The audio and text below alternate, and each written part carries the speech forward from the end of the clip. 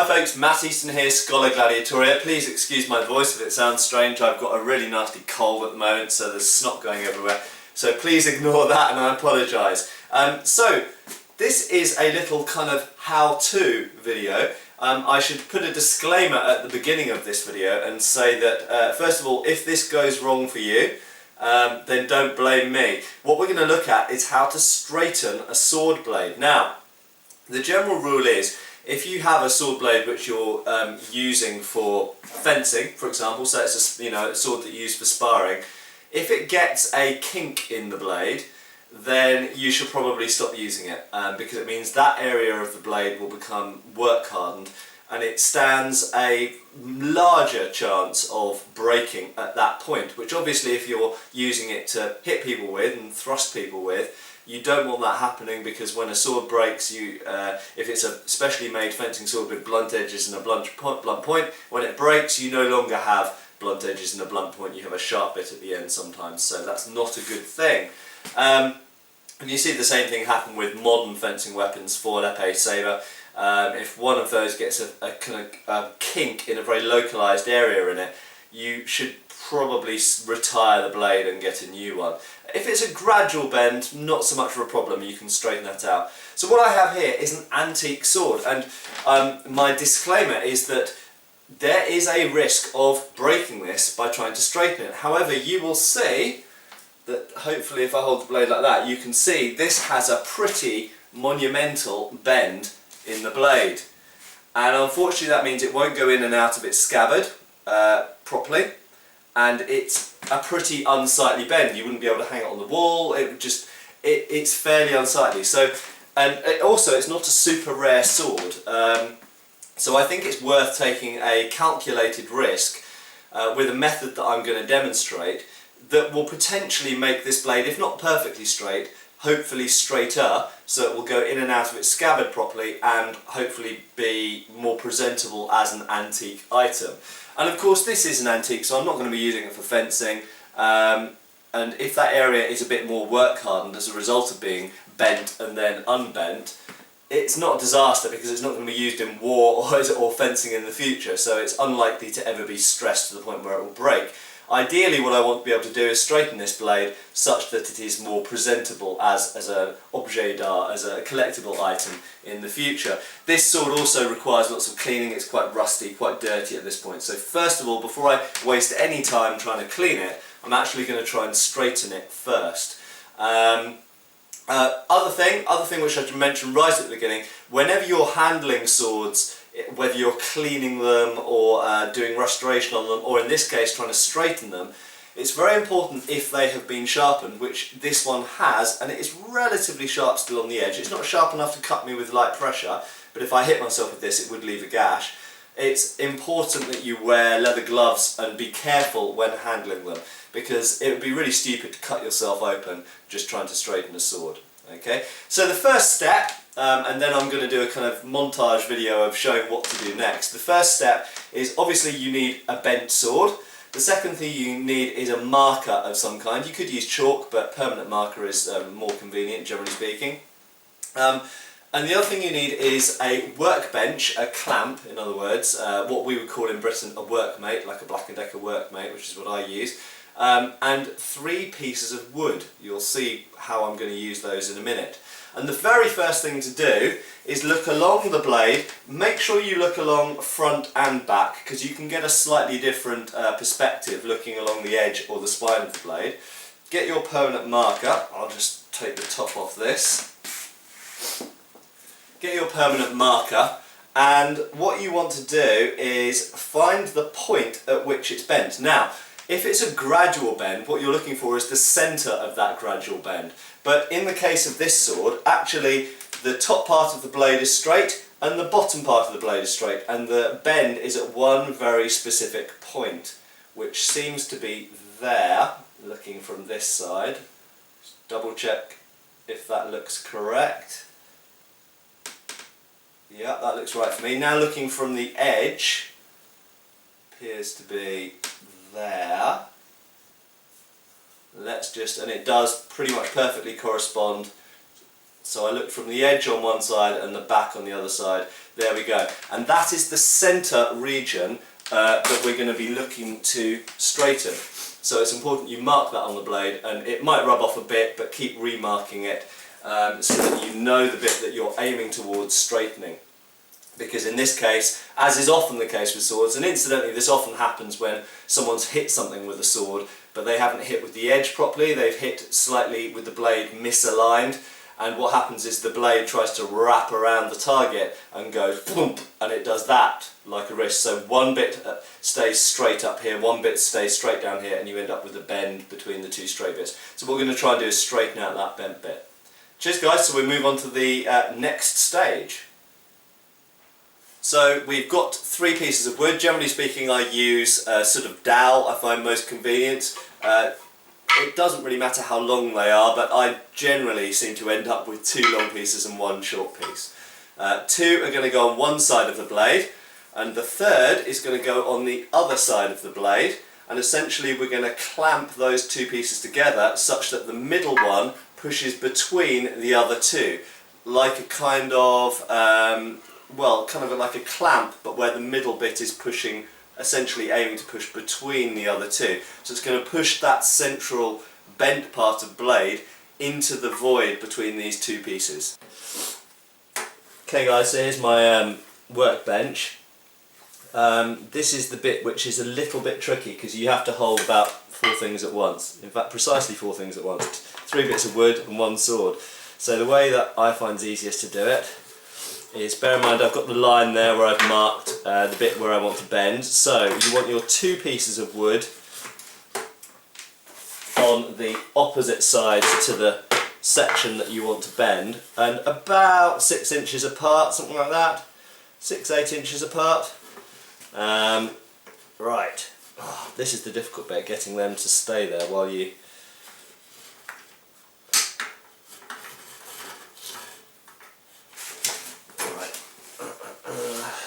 knee under there, that might help. There we go. And then that bit is going to go there and apply the pressure. Right.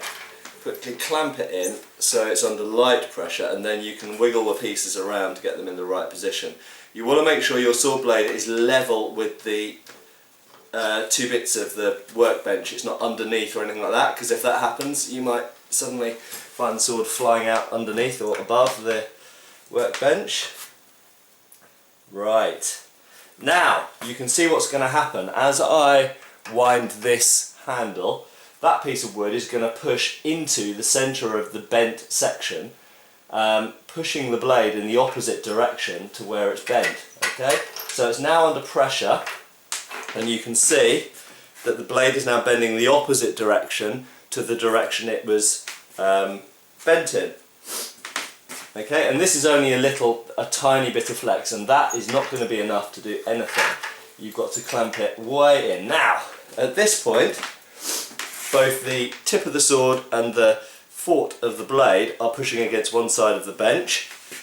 That's fine. Remember that they can flex, so they will flex slightly the other direction in a kind of M, letter M, or W, depending which way you look at it. That's fine, they're fine. Most of the bending is happening here, which is what you want, because you're trying to reverse the bend that has happened historically or previously, whenever it happened. Obviously I don't know when this sword was bent. It could have been bent last year, or it could have been bent 100 years ago. Right, so now I have to be honest with you, this is the scary bit. Not scary for my health. I happen to be wearing glasses at the moment, which is always a good idea, goggles or glasses, so that something can't fly into your eye if it breaks. But more scary for the sword, because this is an antique, and I don't do this lightly. I wouldn't do this with a sword that was only slightly bent, or to be honest, I might do it, but with a sword that's slightly bent, there's not really any risk. With a sword that's really bent, like this, I kind of feel like it's worth giving it a shot, because in its currently very bent form, it's not very desirable as an antique, unfortunately, and it doesn't really go into its scabbard, and it's just a bent sword. Now, I wouldn't do this if it was a unique or very unusual antique, you know, that belonged to someone famous or had some other kind of very important historical connection. As far as I'm aware, this sword doesn't. and its main value is simply the fact that it is an antique sword. So I consider it would be better to make it into a straight antique sword rather than leaving it as a bent antique sword. Right, here we go. So I'm just going to put my hand there slightly just in case anything does break. It's going to fly into my hand rather than my face. And I'm slowly turning this crank handle with my right hand over here to bend that blade even more. Wow, that is bending it a lot now. Okay, so I'm going to go handy cam moment now and just lift over the top of there. Hopefully you can see the bend that that blade is describing just there now. It's pretty curved around this piece of wood. Now, some people would say that you want to leave that for a long period of time. I'll be honest, I have tried putting it in a clamp like this and leaving it for a long period of time, and it didn't really make any difference. I found that simply taking it to an extreme and then unclamping it is gonna bend it as much as it's gonna be bent. If you leave it overnight, possibly there might be a very slight amount more straightening that happens, but I haven't personally seen a great difference. Right, I'm going to try a little bit more. Oh, that's quite a lot now, but I'm bending that. Okay, right, and I'm going to unclamp it. Hi guys, so off camera I've just been having a look at this. I think that last go did have a little bit of a straightening effect, but I've also realised that I think I put my marks in the wrong place. I think that the actual bend is a little bit further up the blade than I thought it was.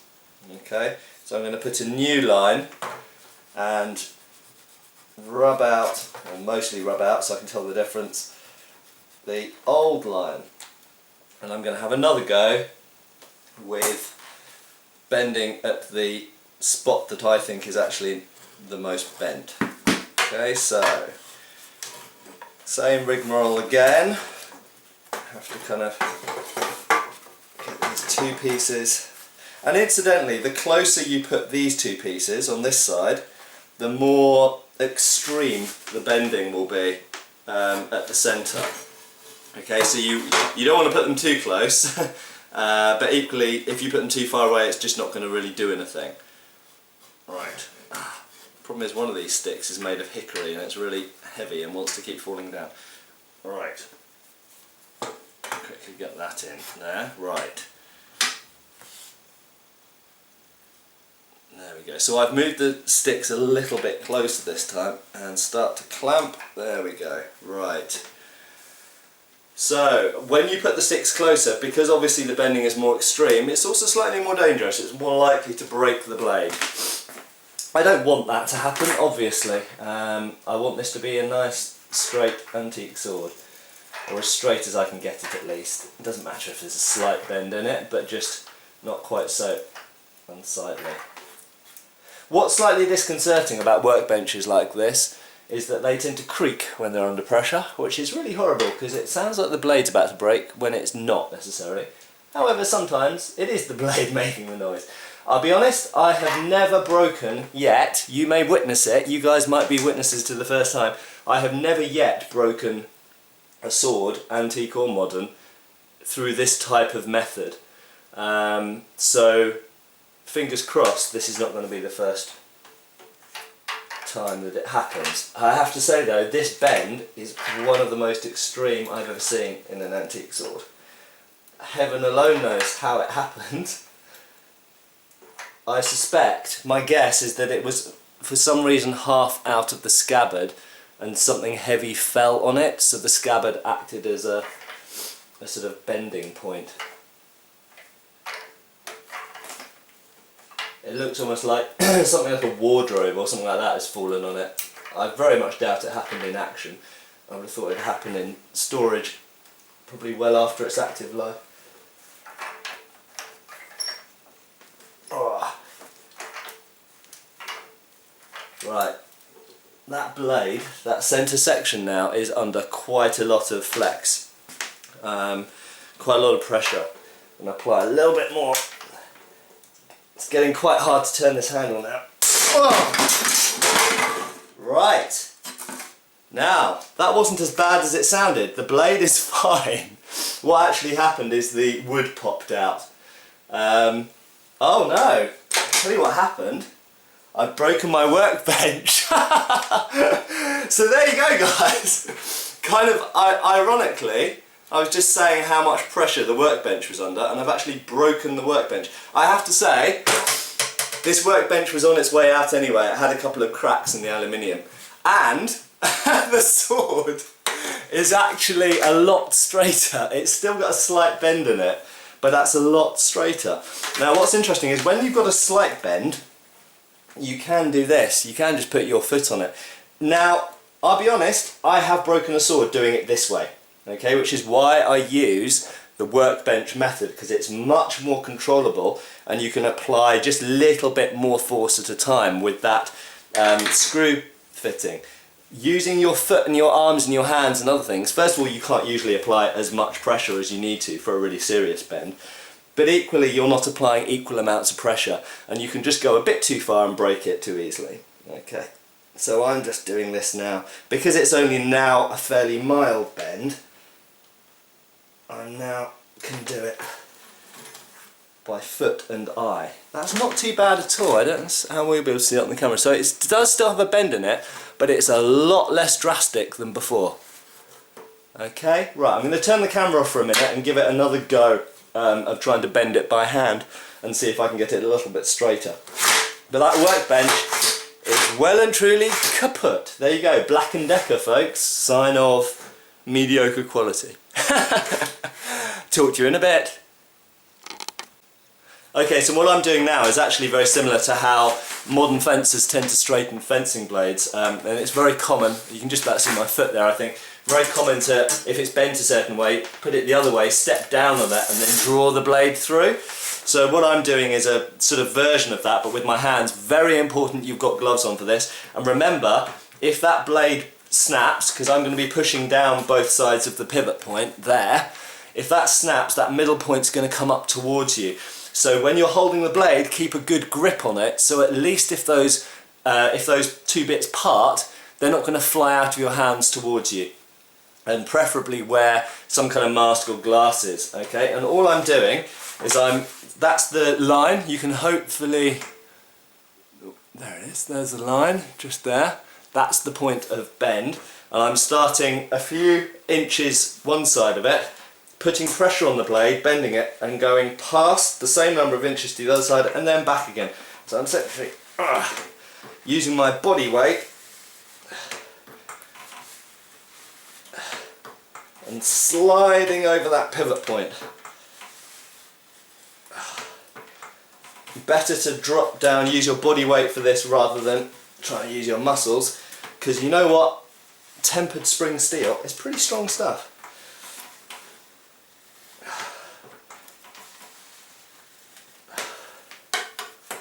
Well, we're getting somewhere, folks.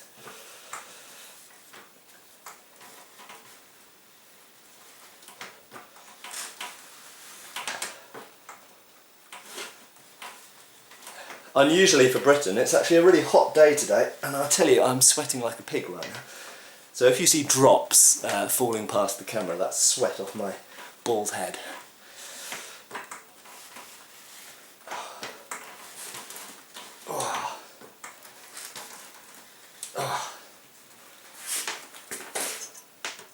Well, it's still, as you can see, it's still got a bend in it, but it's a hell of a lot better. I will keep doing this, but I won't bore you and won't force you to watch it. Okay? Okay, folks, so an interesting detail here. I have realised that the point at which the serious bend was is now pretty much straight, and that there's actually a secondary bend. It looked like initially it was just one big bend, but there's a secondary bend further down closer towards the hilt. So what I'm now going to do is try, and it's only a gentle one, I'm going to try a bit more bending by hand and foot, to see if I can straighten that secondary bend, because I think that's now the main part, whereas up here was the primary bend. There's a second bend down here that's much less noticeable, but is responsible for the blade deviation. So I'm going to give that straightening that a try now. Hi guys, so I have to admit I'm feeling pretty smug now. Look at that blade. Ta-da! Straight. So essentially the method that I showed, if the clamp hadn't broken, and I suggest you get a better clamp than my old 20-year-old Black & Decker, but if the clamp hadn't broken, that probably would have done the whole job for me. And you saw the principle, and hopefully you can replicate that. But essentially I had already managed to get the main bend straight. When I realised there was a secondary bend, that was actually quite easy to straighten by foot with the method I showed before. I'll just demonstrate here, where essentially you put the blade flat on the ground, you apply pressure with your foot, and you lift the blade up to a certain point and then slide it out from under the foot. Only do that gradually over a period of time. Don't do too much in one go, because you'll bend the blade too far in the other direction and probably it will snap. Okay, so better to do less than more. But yeah, essentially once I straightened that secondary bend, you can now see, there we go, from pommel to tip is a straight blade. Huzzah! I must admit I didn't expect to get this blade to be completely straight again. I expected it to be straight enough to be passable, but I'm absolutely delighted that that's now a dead straight and good quality and nice sword that once cleaned up will be a really nice piece. Cheers folks! So, there we go guys, that's how I straighten swords. I don't always risk it. I would absolutely emphasise that I wouldn't do this with every sword. Some swords, you just have to make a personal calculated estimate of whether it's worth risking it or not. And I'm completely aware that this method can lead to a sword breaking. I have broken a sword trying to straighten it in the past. However, using this method with the clamp and the 3 pieces of wood, so far, touch wood, I don't have the wood with me now, touch wood, I haven't broken any swords using that method yet. I can't exactly say why that seems to be more reliable. I think it's to do with the fact that you're applying pressure very, very gradually more at a time, and you kind of get a sense when you need to stop now. But there we go, a combination of that clamp method and a little bit of manual teasing, and most importantly working out where the root of those bends are. It's no use straightening a bit of the blade that's actually straight, okay? If there's a bend here, often you'll find this part of the blade is straight and this part of the blade is straight. So you don't want to bend a bit of the blade that's already straight, you want to bend the bit that's bent, okay? And in my case, this was an interesting example actually. It's kind of lucky that I decided to film this one, because it was interesting by the fact that the bend wasn't only in one place, there were actually 2 bends. So I'd actually I'd already straightened the first bend with the clamp method, and then it was only once I'd broken my clamp that I realised there was a secondary bend, which was a fairly minor one, and I could straighten that myself. But as you can see, hopefully you can see that on camera, that is now a dead straight blade, and I'm delighted. It's not often you get the blade to go absolutely perfectly straight again, so job well done. And I'm very happy with that. All of the safety things, if you're going to try and emulate this, all of the safety things I should reiterate: wear gloves, wear glasses or goggles, and you know, don't get your face too near things that might go bang like they did there. And yeah, that's it really. And my workbench has straightened many a sword and has served me loyally for about 20 years, I think. When I first got it, and it was pretty old when I first got it. So the fact that it died successfully straightening the sword, I think was a good way for it to go. It will undoubtedly appear in Valhalla, and all those Vikings will go, what's that workbench doing there? And my birthday is coming up this week, so I know what to be asking for my birthday now, a new workbench. So there we go guys, I hope that was useful and interesting. Cheers folks! Thank you for watching. Please subscribe and feel free to follow us on Facebook.